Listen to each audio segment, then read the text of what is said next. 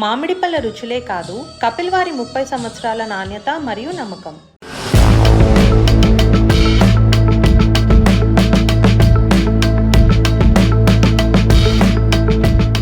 ఉత్తరప్రదేశ్లో చోటు చేసుకున్న ఓ వింత ఘటన ఇప్పుడు దేశవ్యాప్తంగా చర్చనీయాంశంగా మారింది. భర్తకు గడ్డముందని క్లీన్ షేవ్ ఉన్న మరిదితో వదిన వెళ్లిపోయిన సంఘటన స్థానికంగా కలకలం రేపింది. ఈ ఘటన మేరట్ జిల్లాలోని లిసాడి గేట్ ప్రాంతంలో జరిగింది. ఇక్కడ నివసిస్తున్న షకీర్ అనే వ్యక్తి ఇటీవలే ఇంచౌలి గ్రామానికి చెందిన అర్షి అనే యువతిని వివాహం చేసుకున్నాడు. పెళ్లైన మొదటి రాత్రే అర్షి తన భర్త షకీర్ కు ఓ సూచన చేసింది.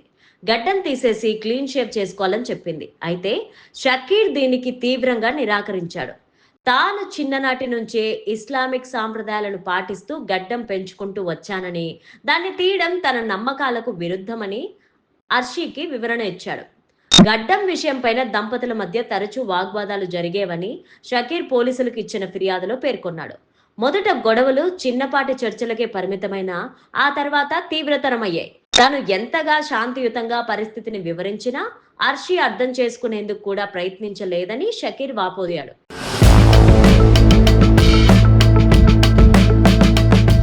అసలు సమస్య పెళ్లి రోజు రాత్రి మొదలైందని, ఆ తర్వాత తరచూ గొడవలకు దారి తీసేదని వివరించాడు. అర్షి ఇంటర్ చదువుతోందని, కాలేజీకి కూడా పంపిస్తున్నారని భర్త చెప్తున్నాడు.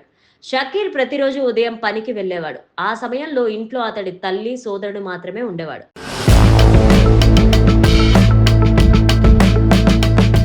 షకీర్ సోదరుడు క్లీన్ షేవ్ తో ఉండడంతో భర్త ఇంట్లో లేనప్పుడు అర్షి అతడికి చేరువైనట్లు పోలీసుల విచారణలో తేలింది. కేవలం భర్త గడ్డం తీయలేదన్న కారణంతోనే అర్షి క్లీన్ షేవ్ తో ఉండే తన మరిదితో సంబంధాన్ని మెరుగుపరుచుకుందని, చివరకు భర్తను వదిలేసి అతనితో పారిపోయిందని పోలీసులు చెప్తున్నారు.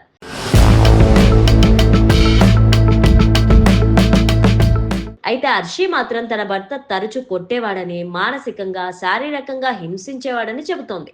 భర్త మాత్రం అలాంటిదేమీ లేదని వాదిస్తున్నాడు. ఈ విషయాన్ని షకీర్ అత్తమామలకు కూడా చెప్పాడు. వారు కూడా హర్షి చేసిన పనికి ఆగ్రహంతో ఇకపైన తమకు ఎలాంటి సంబంధం లేదని స్పష్టంగా చెప్పేశారు. ఈ ఘటనపైన పోలీసులకు ఫిర్యాదు చేయడంతో మిస్సింగ్ కేసుగా నమోదు చేసి దర్యాప్తు చేస్తున్నారు.